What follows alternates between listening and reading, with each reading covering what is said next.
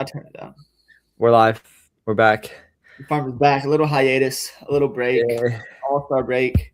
I hope you bet Jordan Walker for the home run derby because I sure did. He's my boy. I couldn't. Dude, I it's I like bet, crazy. The vibes couldn't be higher. The vibes couldn't be higher on Jordan Walker. Everyone got to witness what I witnessed last year and really was transpired. The guy has such a sweet swing and it's so effortless. Like people are like, oh, I didn't realize like the guy hits 400 feet nukes just effortlessly. Yeah. You're like, oh, is that a pop fly? Oh no, it's going out, you know? So it's cool to see. Obviously, I'm a big fan.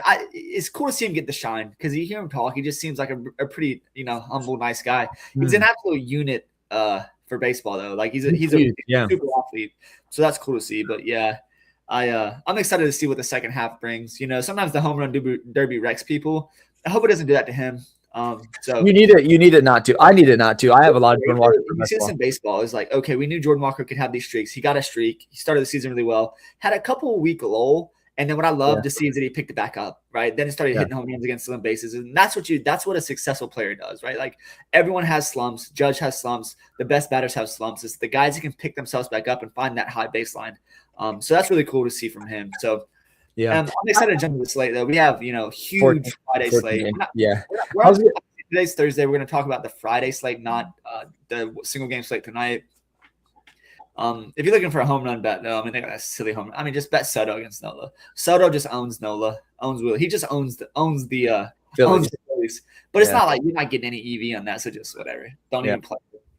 Dude, you said something Jordan Walker is a thing that I've seen a lot of interviews with him, old interviews with him now too, just because of all the stuff we've been getting from him when the home run derby. And he was just he's a nice guy. His family's super nice, but also he got sent down last year or 2 years ago because he was batting like 160, could not hit anything.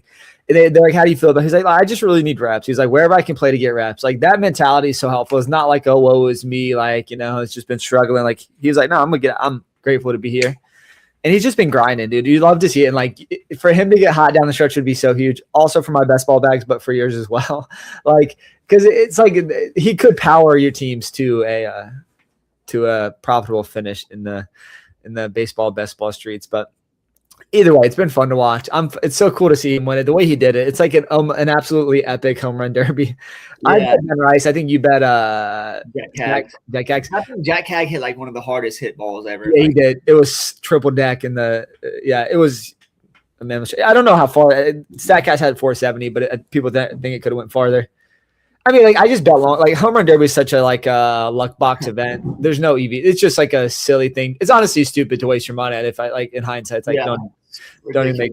Yeah, because it's like it's like luck of the draw, like the way that who does best in the new format. There's no predictive measurement there, but I don't know. The Zeitgeist did say to play Jordan Walker though, Dylan. So we did not. Here's the thing, though. Listen, I ended Sunday with 8K. That day. So I've been itching for baseball to be back. It's burning a hole in my pocket. I just can't wait to just absolutely unload on the Friday slate. But obviously I'm here sweating a little golf. The Open is just an absolute tire fire at times, but it'd be cool to see, what happens, what transpires over the weekend. Yeah. So, but let's jump into the baseball slate. What's the games? Give me the games. Give me teams. Yeah, I'll go fairly quick. Again, 14 games. We're gonna skip through some games quick because it's just gonna be so long if we don't do that. Generally what you see is kind of high level look because you're going to get a lot of good pitching on the slate. Good, maybe not great, but good pitching because a lot of these guys are rested. Oh my goodness, Rory just a terrible pitch. Going to bogey the par 5 because he's a Shepard did that too. I think the other par 5 is what he bogeyed, but Rory still missing 3-footers. But nonetheless, what I'm trying to say is that things can get a little squirrely right at the All-Star break. Guys have had time off. And baseball is a lot about rhythm, right? Yeah. So, we have a Coors game. I think a lot of ownership is going to flock there. I might be with one of the donkeys flocking there as well. But I think it's an important set to kind of, temper your expectations. When you get out of rhythm in baseball, sometimes it takes a little while to tick back up. And I think we could see a lot of lower scoring games on Friday slate, kind of excluding the Coors game, in my opinion. Yeah, I feel like low scoring games, but also some weirdness that could happen. Like some guys that I don't know. I just feel like these type of slates, to your point, coming off hey, is everyone fully healthy? What is, shift in perspective for some of these teams. Like, hey, it's crazy. I'm going to go back. I got a top 20 in the 888 on Sunday, and I played Ian Seymour, who got negative 3 points. Yeah. And this is what I'll reiterate time and time again, is that bats win. Yeah. Like, 100%. I got a top 20. Like, if Seymour put up 15 points, I'm a top 5 there. Seymour went negative 3. So it's just like one of those things. Like, this is what I mean time and time again. You need your bats to come through. And I want to lead with that because there's a bevy of pitching, right? So, like, you're gonna want to make sure you get your pitchers right to the best of your ability, but you have to get bats right. You have to get your stacks scoring minimum 5 runs. 5 runs in a stack is going to be fine if you have the right batters there. So, yeah. But let's jump in the first game. Yeah, so we'll start in New York. We have the Dodgers coming to town, visiting the Yankees. So we have Garrett Cole on the mound for the Yankees and Roki Sasaki on the mound for the Dodgers. I mean, like, this is on a 14-game slate. Just feels like a complete pass. Interestingly enough, Garrett Cole is 7-6, but, like, currently untouchable, especially against the Dodgers in Yankee Stadium. I just feel like that's an absolute mistake play. The price is interesting, though, right? Roki Sasaki, 6'8". Like, I guess maybe if you're like – I don't know. That seems so thin for me, Dylan. This game seems like an absolute pass all around. Like, I guess, like, you could tell me at the end of the day, like, the Dodgers coming to town against Garrett Cole could be an interesting, like, tournament play, right? Like, a lot of those lefties, Shohei, Freddie Freeman, Kyle Tucker even. Like, I don't know. Like, I'm somewhat interested in that against Garrett Cole. I think they'll be low and coming to Yankee Stadium. But, like, outside of that as a tournament edge, I just feel like there's probably, like, on a 14-game slate, no need in the pitching, and, like, offenses are kind of muted by, like, decent pitchers, but again, not pitchers that will be relevant enough in fantasy. Yeah, I got a little bit of coward in me, and I love the Dodgers. I really do. I love them because they're against Garrett Cole. People see the name. Garrett Cole is not who he once was. So it's a fun tournament slate. But in the 888, my single entry, I just can't do it. So I love that play. Both of these pitchers are highly volatile. You could tell me this game is 10-9. I wouldn't bat 9. I'd be like, well, that makes sense. I think Saki's stuff is good. It just has to find the zone. That's the problem. He starts walking guys. He gets into so much trouble. So for me, I probably won't go there. It's just going to be a pass game, but it's Yankee Stadium, and these are both offenses that can explode at any moment in time. So for, tournaments, definitely stacking these spots. And my preference would be, like you said, stacking against Garrett Cole there. Dodgers away in Yankee Stadium, get to Garrett Cole. You get a couple of bad arms in the bullpen there. But if it's close, you're going to get a good Yankees bullpen there. So for me, it's going to be a pass game, and just hopefully it doesn't come back to bite me. Yeah, I don't know. I may talk myself into the Dodgers. Again, this is Thursday afternoon, so, like, still some time to think about the Dodgers. I don't know. I have some type of interest. They'll come in single-digit own against a guy like Garrett Cole, but, like, I think they're better than that in real life. All right, let's get to the next one. We have Tampa visiting Boston. We have Shane. I called him Sean. Shane McClanahan. I'm looking for Shane Smith to come out. That's why. Versus Rivera, Eduardo Rivera. This is another, like, so McClanahan, he's been okay. He doesn't go but 80 pitches in his starts, but, like, in those 80 pitches, he's actually been pretty good. I think at 7-9 is, like, not enough to play him here against Boston. I know nothing about Rivera. I mean, it looks at like if you go to StatCast, it's been, like, limited pitches, 40 and 60 in his first 2 starts. The numbers don't look phenomenal. With that said, I'm just like, Tampa's hard to stack outside of Caminero, who's been phenomenal. I think he hurt his hand in the All-Star game, which sucks, but I think he's okay. Not really interested in this game either on a 14-game slate. It just feels like Tampa is really hard to stack from a 5-man perspective. So I guess there's, like, a 3-man stack potentially in play with, like, Yandy and maybe Aranda, maybe Caminero, maybe, like, throw in, like, Cedric Mullins. I feel like it's thin. I feel like there's really no interest. I just looked at this game. I was like, nah, I think there's better spots. Yeah, it's going to be a pass game for me too. I thought Bennett might be on the mound for it's a doubleheader. So it looks like they're throwing Bennett and Jax early. I kind of would like if either of those pitchers was in the late slate. They'd be more interesting to me. Shane O'Mac, don't really want to play him. His strikeout stuff is not what it once was, right? And we all know the health concerns. It doesn't matter in the microcosm of a single game slate. But I don't know much about this Rivera guy you said. I'll look him up in StatCast. I don't see a lot of data on him. So just gonna have to wait and see. I always say this time and time again. There's like 3 bats you can play from Tampa: Aranda, Caminero, and Yandy. Other than that, I just want to avoid it. So for me, I probably won't play it here. But yeah, Caminero is he's always in play. I mean, he can hit over the monster 3 or 4 times, and that'd sink your battleship if you didn't play him there. So for me, right, huge slate. I'm gonna pass on this game as well. Yeah. Similar boat there. I didn't think you'd have much interest. All right, let's get another game. This game I have some pitching interest. I think you do too. We have Pittsburgh visiting Cleveland with Gavin Williams versus Jared Jones, right, Dylan? Jared Jones, yep. Jared Jones, prospect for the Pirates. He's been a prospect for a few years. Can you still call him a prospect?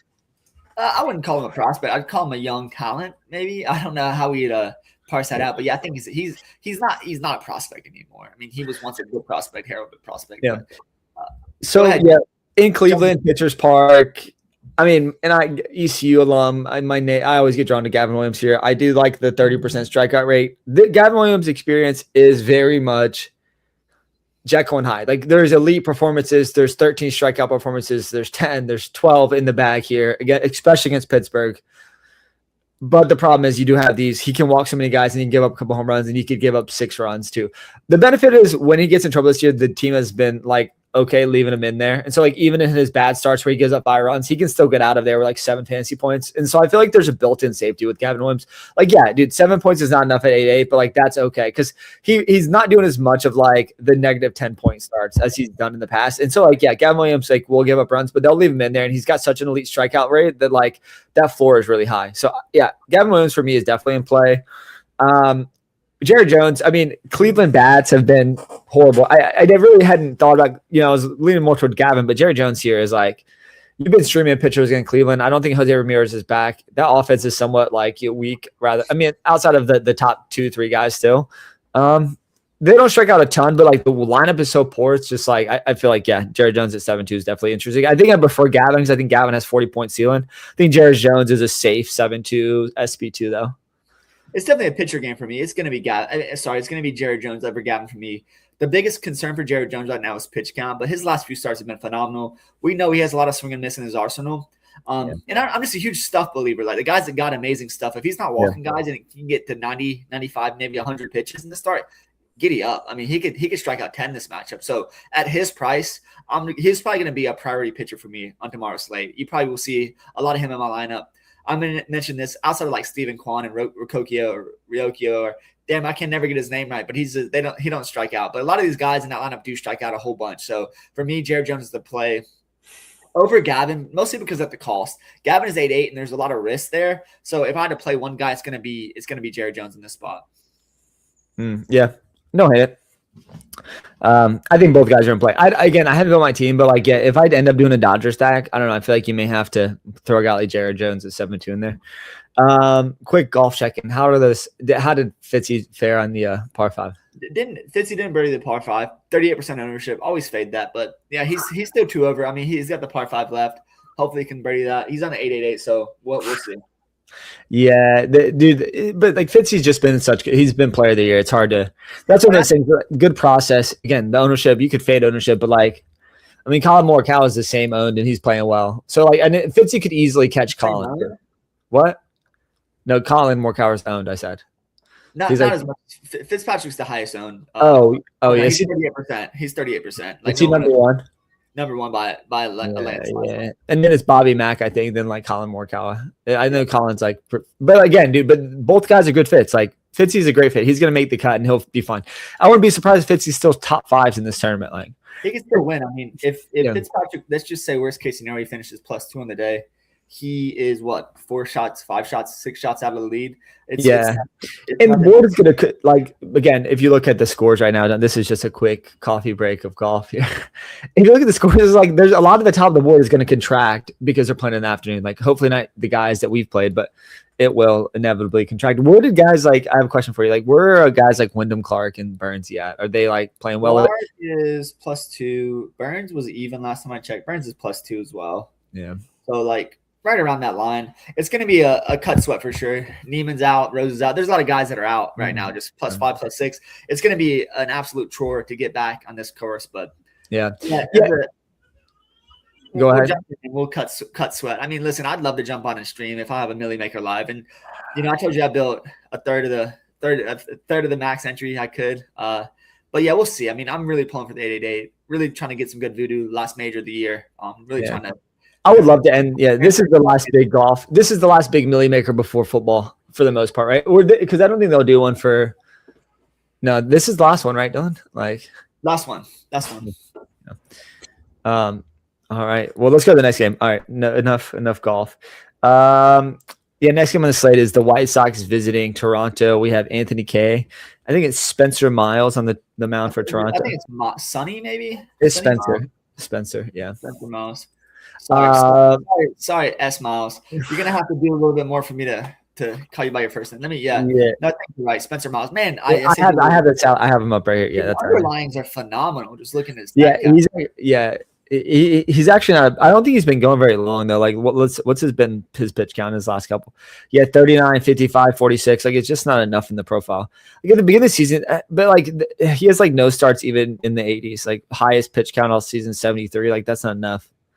Yeah. So can't consider the White Sox actually have been good on offense. Obviously, like the team is fun. They're hot. Like Murakami's back. I actually do prefer Toronto's offense here, though. I think I really like Toronto from like a tournament perspective. Anthony K's underlying stuff is not good. He's had some decent starts, and like maybe people will look at performance and not dig into the numbers, but the numbers don't scream I've been a good pitcher. And so he's a guy I'm trying to pick on. He's a guy when Sean Smith. When Shane Smith comes back, I think he's going to take K's spot. That's just me speculating. This is a two-part thing. This is we want Toronto to smash K, so then Shane Smith also gets a call up. This is just fate telling us to play Toronto so Toronto can put K back in the minors. But yeah, I do like Toronto. I like 5. Toronto's really cheap. Like Vlad, super cheap. He hasn't been like a great DFS play, but still, like we saw a bunch of upside games towards the end of towards the end, like the week before the All-Star break. George Springer's back. He's like, still got the power in the bat. There's some like he doesn't walk as much. He strikes a little bit too much now. But I don't hate it. Alejandro Kirk is actually a really good hitting catcher. Like he's a guy you can draft in best ball because of his power profile. And then the guy I don't want to leave off is Okamoto, who I drafted so much in best. He's like one of my highest owned infielders, and he strikes out so much. I think like the K rate's unreal, but like he has a lot of power, and which is weird because he didn't profile as that. I'm like he's a little bit of power, but he I like him line. These Asian legends are coming over. Murakami and Okamoto just coming over and absolutely nuking balls. Like it's so. I think it's also comfortability at the play. Like these guys are getting, some of these guys have played nearly a decade in the Japan. Like, you know what I'm saying? It's not like they're coming out of college. Like these guys have been they're like seasoned vets coming over. So that's why they can produce right away. Where like you have these young kids and like sometimes it's taking them time. Like Wyatt Langford is still developing. Like Jackson Merrill's still developing. Like some of these guys like Murakami, I don't know how old Murakami is, but I know he's pretty old. Like these guys are not like, oh. Dude, that's a slander to Wyatt Langford. Dude, Wyatt Langford, his body maybe sort of the guy's an absolute masher. If Wyatt Langford didn't have any injury concerns, he'd be a first round draft pick every year. Like in fantasy, like he is an amazing dude. He's such a good athlete. The injuries, I guess any guy, right? Like to run that hot, your best horses do get hurt. We see it with Buxton. Like Buxton's a good athlete, but man, injury prone. Trout's a good athlete, still go on the shelf quite a bit. A long way of saying I do like Toronto here, Dylan. I know you probably like them as well. We like to pick on Anthony K. We hope he gets sent down for our boy Shane Smith. I guess you could play the White Sox too. Miles has been good. I don't know who's coming in relief, so I think I'm going to stay away from it. It'll be some combination of Miles and another pitcher. So I think I'm going to avoid it. I think 14-game slate, 28 teams, going to be avoiding the White Sox, but I think Toronto's super interesting. Yeah, Toronto's my priority in this game. Mostly the righties, mostly Vlad, Okamoto. You mentioned Kirk. I think K can give it up. And his underlines are not very good, especially against righties here. So I think those are kind of my priority spends. George Springer, you mentioned as well. I like them a lot. Mostly the righties. You can play Varsho if you want to. His splits versus righties and lefties are pretty even this year. Just hasn't shown the power as well. So for me, I really do like Toronto in this spot. They're probably going to make a 3-man for me. I don't really like him enough to make a 5-man, but totally get the play here. Not going to be playing the White Sox. I think Sonny Miles is fine. And it's just a buy low on a Toronto team that had, World Series aspirations. They really underperformed this year. And it's not going to come all back in one game, but I could totally see them have a 7 or 8 spot in this game. And you want to have that in tournaments. Yeah, agreed. This could be a weird slate. You do want 7 or 8 runs, I think. That's kind of like, it depends on how they get there, but like I think you're gonna probably want that number. Let's go to the next game. We're going to Atlanta. We have Chris Sale on the mound for Atlanta, and then Cal Quantrill for Texas. Cal's actually been good since he's been called up again. I think he was hurt. And then Chris Sale at 10K against Texas is actually really interesting. The strikeout numbers still are good, Dylan. He's a little older. I wonder if like they're gonna like not give him like a full workload coming right back from the All-Star break, but like he's stretched out, obviously. Still like nearly a 30% K rate. And I kind of like him here against Texas. With that said, Texas is getting low. Wyatt Langford's back, so that's a downgrade. But there's still a lot of strikeouts that like Jake Berger, even Nemo strikes out a lot. Like I don't know. I'm somewhat interested. I feel like 10K is actually somewhat affordable on this slate, and I think he probably does come with like maybe the most strikeout upside. I don't know. How are you feeling about that? Yeah, he has the most strikeout upside. I just don't think the price is worth it on this slate. I do want to get to the Coors game, and I think that those prices are obviously inflated because of the environment, and I agree with it. But for me, I just don't know if I'll get to sell. Yeah, probably the best pitcher play on the slate overall. But you probably won't find me getting there whatsoever in any of my single entry or the high dollar entries, the 888. So for me, it's just going to be an avoid in this game and hope Atlanta doesn't hurt me, because I think picking a Kyle Quantrill, in Atlanta is going to be advantageous. But Kyle Quantrill is really, I think it was a 2016 draft was the first round draft pick. He's got decent pedigree. Just the stuff's never really matched up. So he can find his way, working his way through the Atlanta offense. Obviously, there's a big hole without Acuna there. Maybe Acuna comes back. I know he was swinging the bat a little bit prior to the All-Star break. I don't know if he'll be back in this spot, but Atlanta is interesting. I don't think I'm going to do it in the trip 8 to a single, but totally could see Atlanta scoring some runs here. Obviously, don't want to pick on Chris Sale. I just think Texas is healthy enough now where – I don't know if they're the same team we were picking on earlier when Wyatt Langford was out, Seager was out, Nemo was out. Right now, it's a much tougher lineup to get through. So probably won't be playing Sale in any of the big dollars, but I do understand he's probably the best pitcher play in a vacuum on the slate. Yeah, and I just feel like the price is a little bit affordable now. Yeah, well, like that's really it from that game. I don't really have any interest outside of that. Like Atlanta stacks a little bit maybe, but Cal's been okay, and then Chris Sale, as if I can get pay up, I think he'd be like a priority, but don't know if I'll get in that range. Cool. Let's get to the next game. We're going to Milwaukee. We have Miami visiting. We have Logan Henderson on the mound for Milwaukee, and then Sandy Alcantara on the mound for Miami. I don't know, like the prices. So the price of the pitcher, Henderson is $9K, and then Alcantara is 7.5. I really like Sandy here. But going into the break, I mean, the man was striking out everybody. The K rate has like vastly improved in the last 3 starts. And he's 7.5. So like there is some risk. Milwaukee's healthy, and like Milwaukee has they're like a version of Cleveland when Cleveland's really healthy. But I feel like the 7.5 price tag, Dylan, is just kind of favorable here. And like I get some people were gonna I don't even think he'll be very high owned, but like man, the performances lately have been so good, and it's not been driven by his ground ball rate, it's been driven by the strikeout rate. Like if we continue, like I feel like you're buying pretty low on a guy that's been like in great form right before the All-Star break. And I think if you can do that here at 7.5, he's just in play for me. He's 300 more than Jared Jones, so you could even combine those two pitchers and just get all the bats you want. But like, I don't know, I really like Sandy here. I think Sandy and Jared Jones have like a very similar outcome. I think they may get there in different ways, but I think Jared Jones may more strikeouts, but Sandy like potentially longer into the game and can accumulate more fantasy points that way as well. So I don't know. Sandy at 7.5 is interesting. I don't have any interest in bats, but I think, yeah, in terms of pitchers, I really do like Sandy. What do you think about Logan Henderson on the other side? Yeah, I mean, Miami just doesn't strike out. 30% K rate. That is Miami. Miami just doesn't strike out. And like, honestly, just give me the 1,500 discount on Sandy. It's tough though, because Logan Henderson does have like an elite strikeout, right? It's just like Miami's been kind of vibing too. So like, I don't know. That's kind of where I'm at on it though. Yeah, I worry about Sandy in this spot, to be honest with you. I know his price is affordable. It's just the Brewers are so damn good. Yeah. That like we could see Sandy giving up 4 or 5 here, not making it deep and just absolutely sinking the battleship for you. So I understand he's been phenomenal. We have our bags are packed with best ball, and I am biased in that case. But for me in this spot, I just don't know if I'm going to do it on a trip 8 or a single entry. So I totally get it. Won't be playing Logan here either, but it's just a complete avoid game as far as bats go. Yeah, for me, Dylan, it's just, dude, it's literally like last 8 starts. Like there's one start that has, he got positive points, 5.6, not enough, but the rest of the starts are just so consistent. And it's like, and these are teams like 27 points against Tampa Bay. Like Tampa Bay is like a better version of what Milwaukee's doing right now.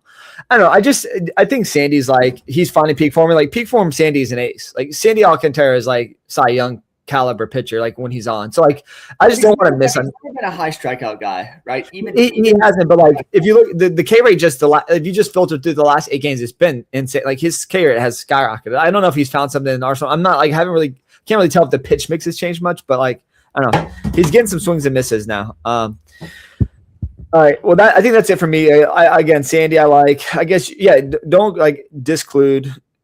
Is that a yeah, exclude Logan Henderson from there, the pitcher pool as well. But yeah, that's really it from that game. No pitcher. I mean, no batter interest. Definitely not. Yeah, agreed. Listen, old Captain America bogeyed the last. But that last hole is hard. So back to +2.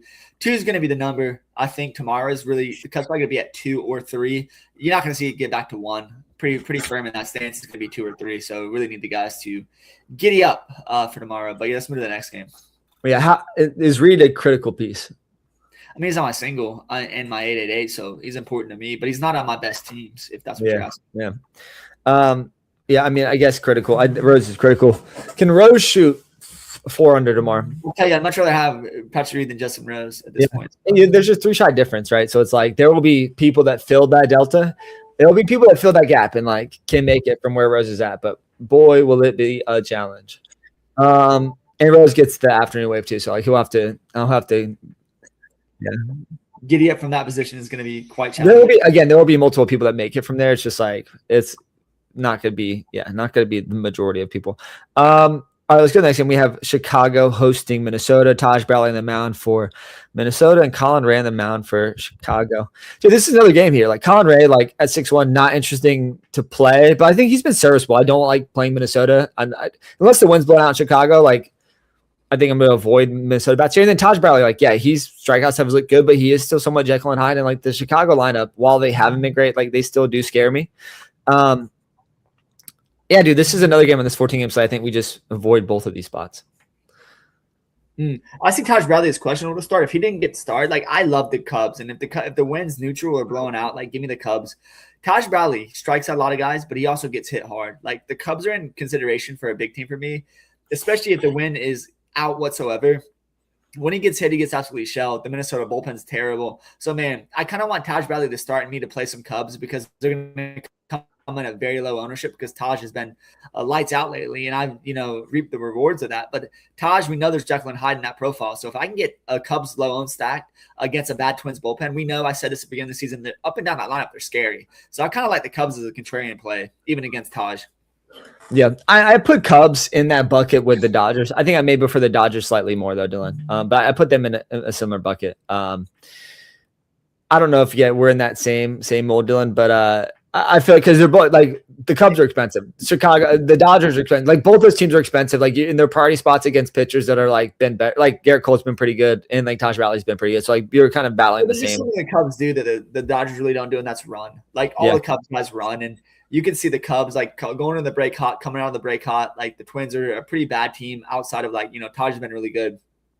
So could we get a good low-owned Cubs stack? PCA, Bregman, Bush, all these guys. Like I think they'll be low-owned. I think they'll definitely be low-owned. But like, man, they are the priorities. Like that's the bats you're selling out for, right? Because PCA is what going to be.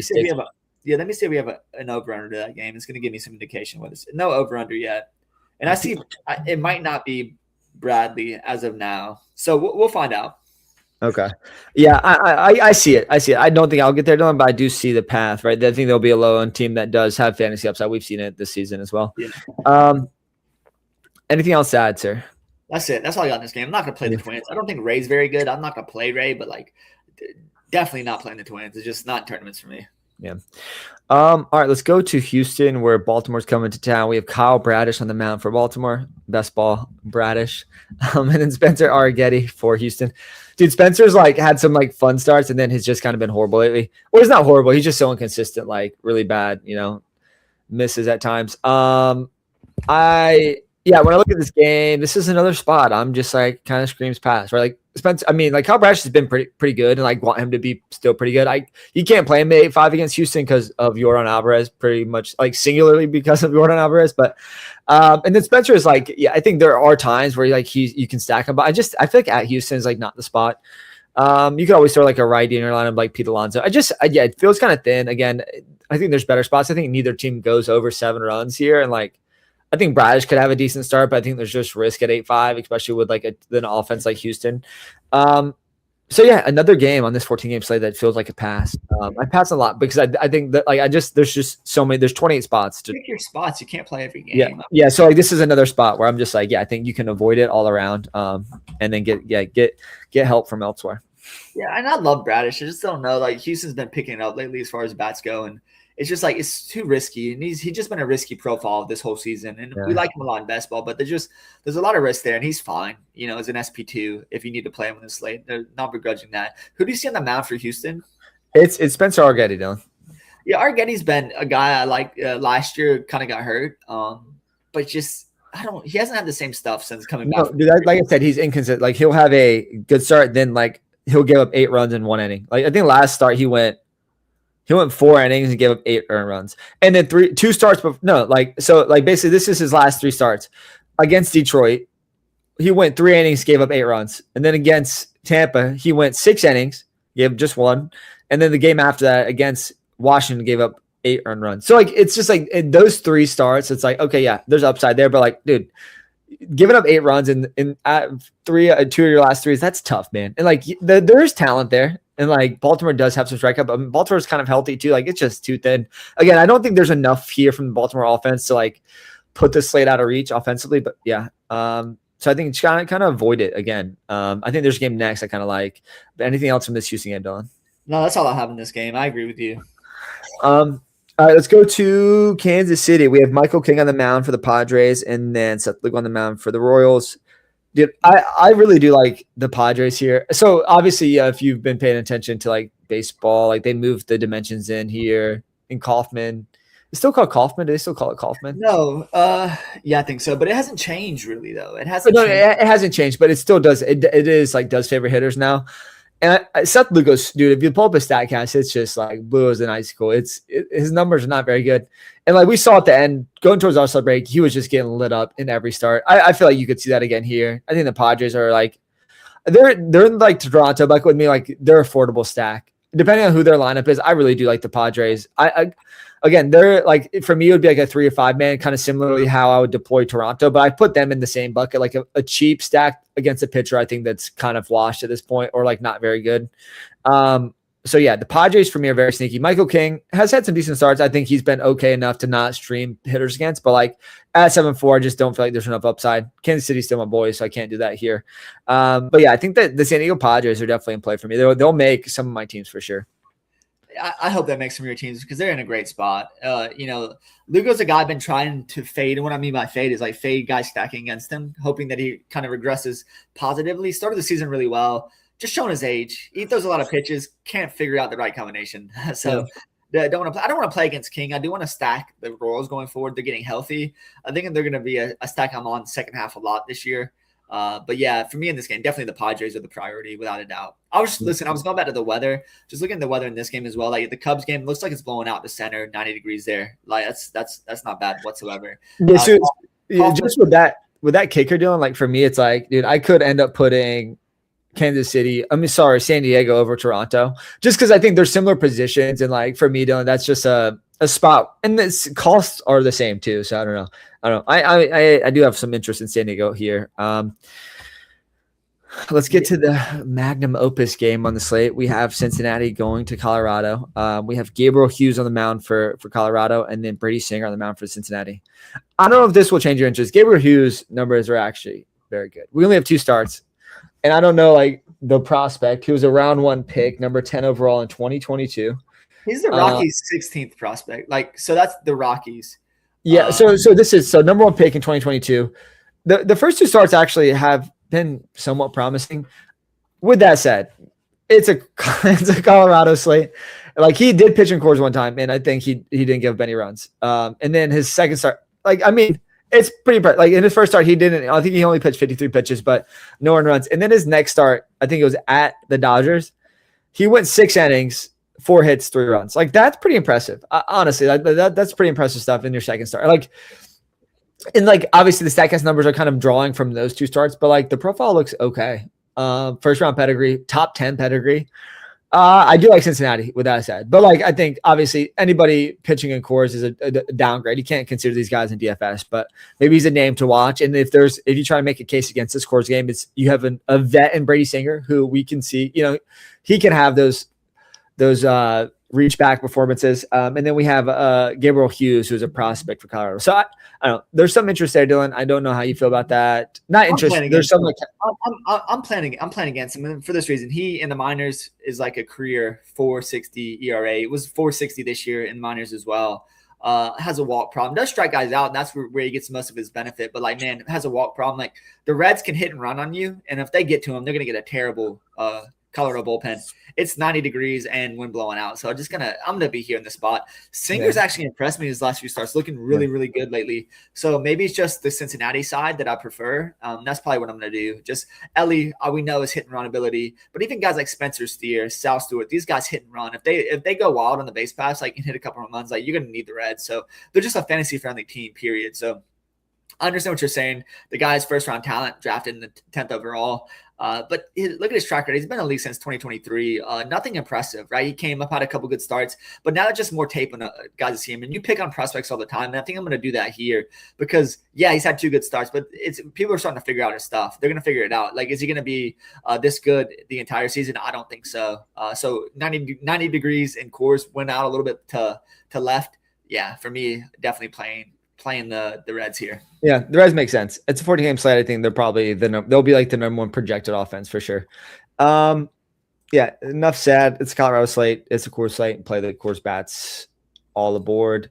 Let's get to the next game. We're going to the Angels here. We have the Detroit Tigers coming to town. It's Troy Mountain on the mound for the Tigers and Reed Detmers for the Angels. Troy Mountain's 8-7.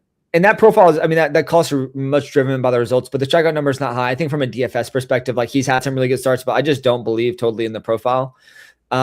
And then coming back, we have Reed Detmers at 7-3. Dude, he's like in the Jared Jones. Like Reed Detmers could go out and put up 30 points in the spot against the Tigers, who have an underwhelming offense. Like I feel like 7-3 is too cheap. It's almost like he could be like 8-3 in the spot. I'll still consider him. But 7-3, I feel like he's a value. And like Reed Detmers' like profile is pretty good, man. And like the strikeout rate's almost like it's like 28%. Like that's pretty good. Like I kind of like the profile. And Detroit is not a powerhouse offense at this point in the season. Like the back end of the lineup strikes out. And Angels Park's like kind of a middling park, but like, I don't know. Reed Detmers is probably like the A side from here. I think it's pitch or a pass across this game for sure, but I think Reed Detmers at 7-3 is going to make some builds for me. What say you, sir? Yeah, listen, Reed Detmers and Troy Mountain. Sorry, you got sped up and slowed down. Just doing multiple things happens here. But I think Troy Mountain and Reed Detmers are both in play. Troy Mountain's underlines are good. Reed Detmers' underlines are good. He's been kind of bad lately, but he can reach back, as he said, and just put up a 15 strikeout performance. I think the Tigers are improving a little bit. So I'm kind of worried about him in this spot just because we know there's some up and down in his profile. But at this price, yeah, like he's definitely in play. Troy Mountain's in play, though. The guy's underlines look phenomenal. It's just the strikeout rate. It's the strikeout rate that's not there. Yeah, and that's what I don't love, right? And Trout's bat, that definitely doesn't help pitchers going against them. So for me, yeah, if you told me you're taking either pitcher from this game, I agree with you. That makes sense. I won't play bats, so there's no bats in this game. And I definitely prefer Detroit against righties, not lefties, that Detmers is. So I think Detmers, that just adds a little bit more to the case for him trying to sell him a little bit. But yeah, I'm definitely in on the pitchers in this game. Yeah. Again, I think the A side for me is Reed Detmers. I don't know if I'll get to Melton at that cost, but let's go to Arizona where we have Merrill Kelly.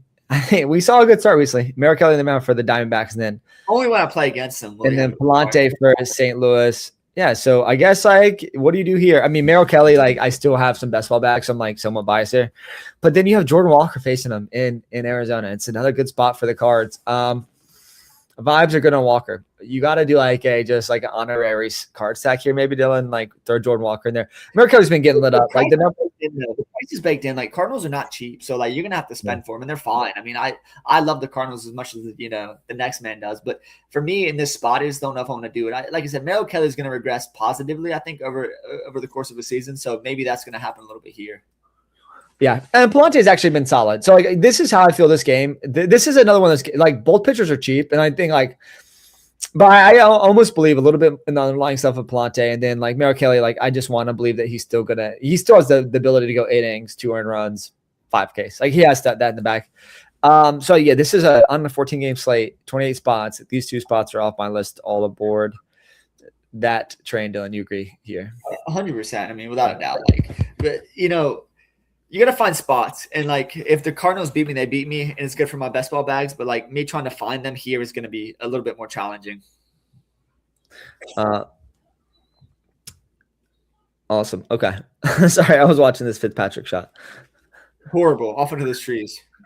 Yeah. Dude, nothing was worse. Like, a quick segue. That Scotty Scheffler approach on 16, or is it 17? The par 5. It was 17. He was like, it was like, oh, three, dude. He's like, oh, go to put on the green, and he just absolutely cooks it to the right. Like, how does he do that? Like, that is a golf shot that, like, if you line you up, like, you can't. I mean, you could probably hit that shot. I mean, maybe 1 out of 100 times, right? Yeah, it's just finding the fairways in a major is even more complex. Like these greens, these fairways are super fast and they're really firm. So having guys like miss a fairway by a little bit's fine here, but once you're in the thick stuff, like you're in trouble. They were moving wires and stuff. Like you're in absolute no man's land. It's the tough piece is that you don't know. Like, you could just have a shit lie. Like, there's just sometimes it's like you could be in the rough and have a good line and just like, okay, I can hit it out clean here, or you could be like, oh, I have to like do what Scotty did in that par 5 and punch it out sideways. Yeah. All right. Well, we have 2 games left in baseball here. We have, 2, I guess, somewhat one interesting game, maybe one from a pitching perspective, but we have Washington coming to, I guess they're playing in Sacramento. They're playing Sutter Health. Again, this is the Athletics. Foster Griffin on the mound for Washington and then Gage Jump on the mound for Athletics. Dude, this is like another pitcher or pass game. Like Gage Jump, we've seen some of it. And we've seen some shakiness too. And like I like him. I think he's an amazing prospect. I think his stuff is really good. It's good. It's good. But Washington smashes lefties. So like that is a concern I have. And so like I don't think any bats don't make sense here. I think Sutter Health has actually like underwhelmed in terms of offense. I think both pitchers are actually pretty good. It's 7-7. They're both 7-7 too. So like I think this is just a game that screams fast. Foster Griffin actually has been really good. Underlyings look good. Gage Jump. We know the prospect pedigree. We see some elite performances. But this game just screams like avoid completely again. 14-game slate, these 2 spots off the list as well. No need to go to either of these spots. I guess I would prefer maybe the athletic side. I think I like a little bit more of like, I like if Kurtz is there, I like him. I like Law Dog, Bolte. But like this is a too thin for me to play on a 14-gamer. Yeah, and once again, one of these teams that are way better against righties and lefties, and that's the Athletics. I definitely prefer them against righties. Yeah. Lawrence Butler's been in there a lot, and he's my guy, but he's just way worse against lefties. So for me, it's actually the Nationals who pass in this game, but I'm not gonna be playing bats in this park, to be honest with you. We see the Nationals just absolutely smash lefties. So Gage Jump scares me, and I like the kid a whole lot, but not in this spot. Yeah. All right, last game of the slate. Let's go to Seattle. We have San Francisco coming to town. We have Logan Gilbert for Seattle at 9-4. It's kind of pricey. I don't hate it, though. And then Landon Roop on the mound for San Francisco. He's okay. Again, this is another game. Don't even think about bats here, I think. In Seattle, it's very rare that you get a Seattle slate. I think in 28 spots, I feel like it's rare that either offense does anything meaningful. But I do think both pitchers are in play, Dylan. 9-4 for Gilbert. I think San Francisco obviously has strikeouts in the line, one of the worst teams in the league currently offensively. Shown some improvements. And the Landon Roop, I still believe in the profile. I think in Seattle, there's an outcome. He goes 8 innings, gives up 1 run and strikes out 9 here. And Seattle does strike out. So I just feel like this is a pitcher's park. Both these pitchers are actually pretty good. And I kind of want to I'll leave those guys in the pool. And if I just at the end have 8K, or 8-2 or 8-4, I'm like, I could probably throw Landon Roop in there. And so likewise for Logan Gilbert. Tomorrow's the day where I build my stacks and then I find what pitchers I have left. Yeah, there's no priority pitcher. Like you mentioned Sale, but I actually might even prefer Gilbert over Sale for safety. I think Gilbert, the matchup's better. The strikeouts in that San Francisco lineup are a little bit easier to come to than the Rangers lineup. So I think Gilbert's probably the best pitcher play. Price per dollar at 9.4 at the top end over Sale. But either way, I don't know if he's going to be a priority spend for me, right? So it's just he just doesn't separate. He's been tinkering a little bit too much. If he would stop tinkering, I'd play him a little bit more. He just always switches his pitch mix up. And I don't like it because he has guys. He can find some swinging this stuff, but then sometimes he pitches the contact. Just don't really know what he's doing. But there's a total pitcher game. Bet the under for sure. Yeah.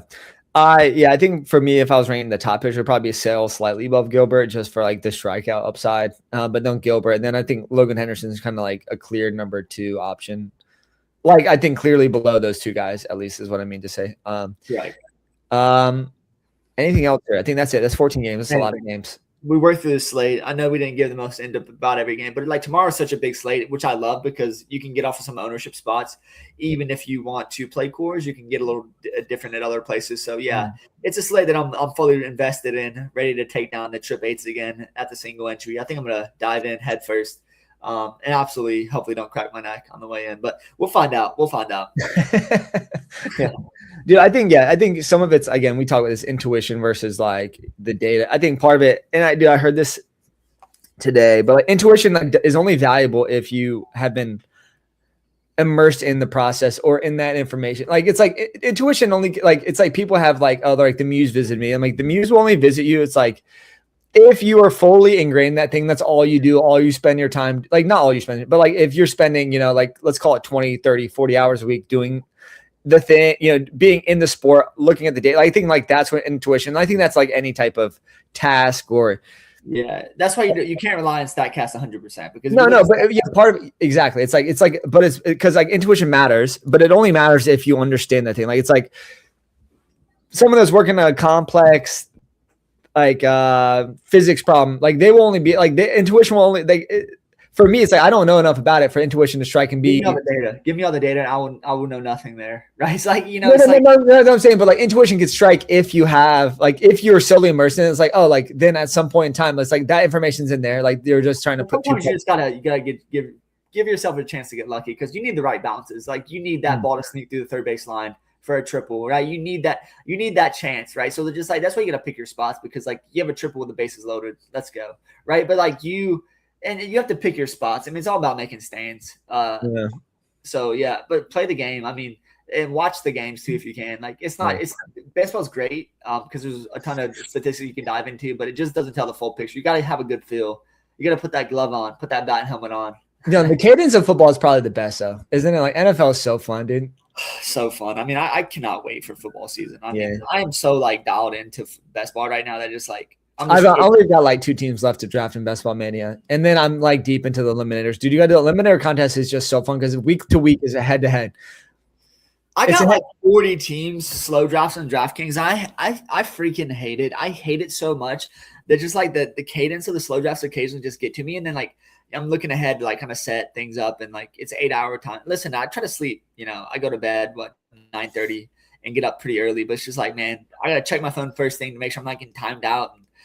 I kind of prefer like the fast drafts. And like, if I'm doing a slow draft, like for the 555, the monster millionaire, I'll do a singular one of those and just put my focus on that. But man, when I'm doing a bunch of teams slow draft, it's just like I think a bunch of teams slow draft people do it, but it's hard because it's like like they're all different schedules, different cadences. You're kind of like.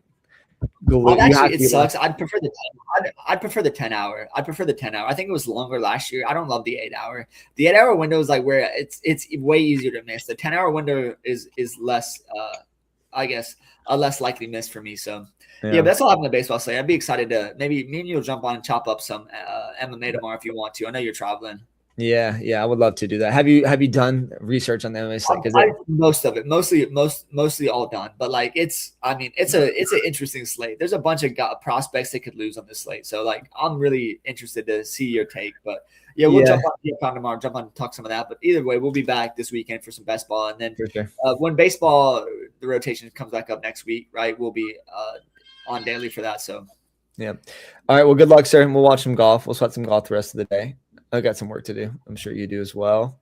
Good luck, folks.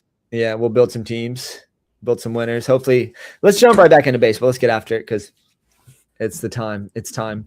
There's only a couple more weeks too of like before because then I'm like in college football. Like baseball will become still primary, but like it won't be. When football really kicks in the high gear, baseball like contests are cut in half. Yeah, it's like this is still like the last little bit of sweet spot why everyone's kind of getting ready for football. But Don, good luck, sir. Let's see if Fitzy can birdie this par 5. Probably not. But he'll be back tomorrow in early wave, and we'll see what happens. But that's all we got. Good luck at baseball tomorrow. Me and you will be back to chop it up on some MMA maybe this weekend. So. Yeah. All right, later, man. Dude, what a horrible shot from Maury.